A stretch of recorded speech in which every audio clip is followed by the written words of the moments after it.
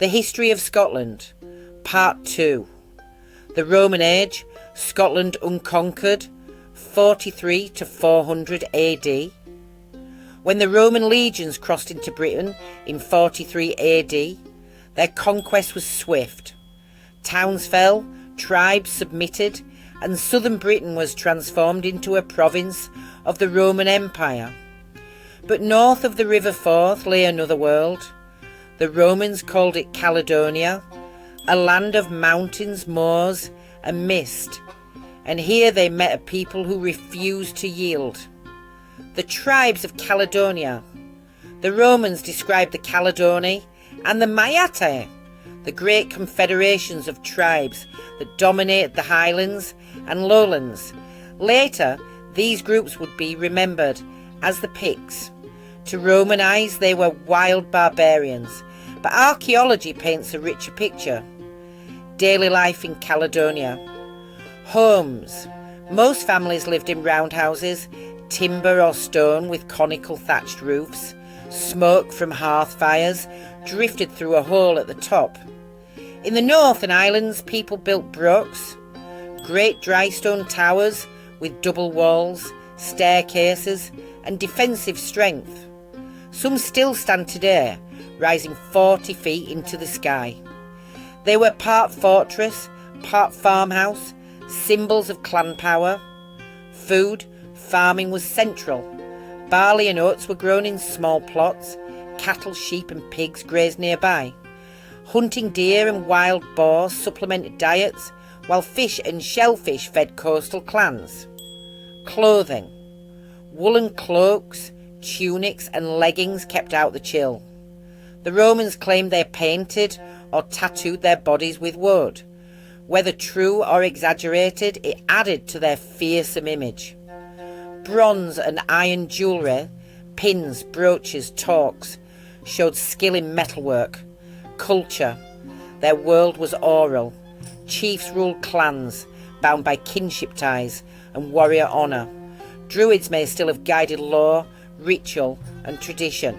Songs and stories preserved memory and identity, passed down by word of mouth. These were not a primitive people, but a proud and resilient society, adapted to the harshness of their land.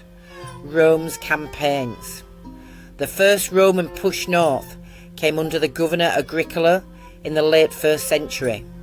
For years his legions marched through Caledonia, building forts and roads, cutting through forests. In 83 AD, Agricola claimed a great victory at the Battle of Mons Graupius. His son-in-law Tacitus wrote of 10,000 Caledonians slaughtered for only 360 Roman losses. Yet archaeology tells another story.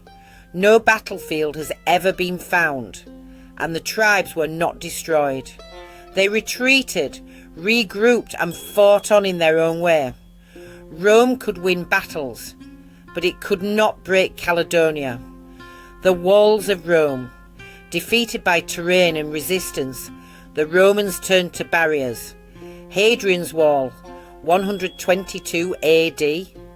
Ordered by Emperor Hadrian, it stretched 73 miles across northern England. Forts and mile castles lined its length, manned by troops from Spain, Syria and North Africa. For these soldiers, this was the very edge of the known world. To the north lay Caledonia, wild, unconquered, dangerous. Antonine Wall, 142 AD. 20 years later, Emperor Antoninus Pius tried to push further. A turf and wood wall stretched across the Forth Clyde line with 26 forts. But the tribes harried it constantly, and within 2 decades it was abandoned. Rome fell back to Hadrian's Wall. The walls were more than fortifications. They were symbols. They declared, this far, no further. Life on the frontier. The frontier was not only a line of war, it was a zone of contact, trade. Roman goods flowed north. Pottery, glass beads, bronze brooches, even wine. In return, the tribes sold hides, slaves, and hunting dogs prized by Roman elites. Raids. Trade was fragile. Time and again, Caledonian raiders swept south, burning villages and forts. In the 3rd century, Roman writers speak of Pictish raiders attacking by sea. Service. Some tribesmen fought for Rome. Caledonian warriors joined auxiliary units, serving as far away as Syria and North Africa.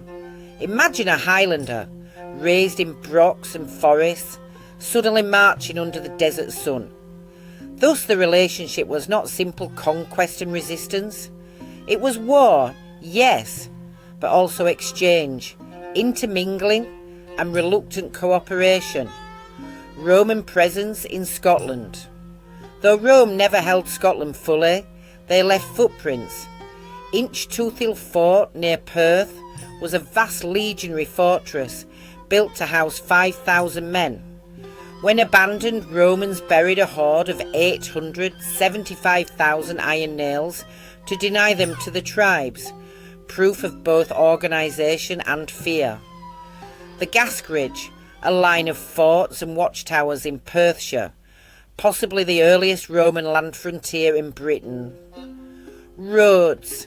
Roman roads threaded into the lowlands, but never ceded towns or villas, like in the south. Scotland stayed defiantly native. The withdrawal. By the 4th century, Rome was faltering. The empire faced threats on every frontier. In Britain, Roman armies were stretched thin, raiding intensified, and resources dwindled. By 410 AD, the legions withdrew from Britain entirely. Rome left behind forts, roads, coins and pottery, but not dominion. Caledonia had resisted the greatest empire the world had ever known. Legacy. Scotland's survival outside Rome shaped its identity forever. While England and Wales absorbed Roman law, towns, villas and language, Scotland remained apart. Its tribes, soon known as the Picts, kept their independence, their culture and their pride. This defiance became legend. Scotland was the land that Rome could not tame. And centuries later, when Edward I or later monarchs sought to conquer it, that same spirit of resistance echoed once more. At Stirling Bridge, at Bannockburn, at Culloden.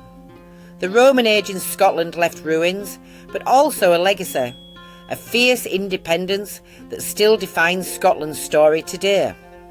I hope you enjoyed part 2 of the history of Scotland. Stay tuned. Like and subscribe for part 3. And, as always, stay curious.